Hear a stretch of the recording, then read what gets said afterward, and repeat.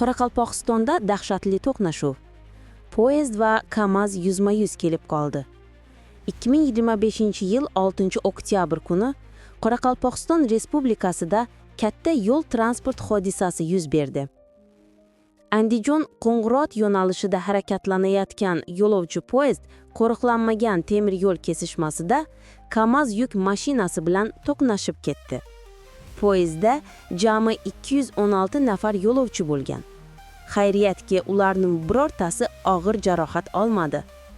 Ammo KAMAZ haydovchisi jiddiy tan jarohatlari olib, shifoxonaga olib ketildi. Hodisa joyiga tez yordam, yong'in xavfsizligi va ichki ishlar xodimlari jalb qilindi. Poyezd lokomotivi shikastlangan bo'lsa-da, vagonlar relsdan chiqmagan. Safar boshqa lokomotiv yordamida davom ettirildi. Dastlabki surishtiruvlarda ko'ra, voqea haydovchining ehtiyotsizligi va temir yo'l signal belgilariga amal qilmagani sababli yuzaga kelgan. Bu kabi qo'riqlanmagan kesishmalar haydovchilar uchun yanada xavfli ekanligi yana bir bor tasdiqlandi.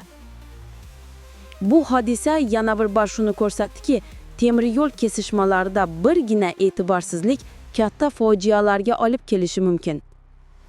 Har bir haydovchi xavfsizlikni birinchi o'ringa qo'yishi shart.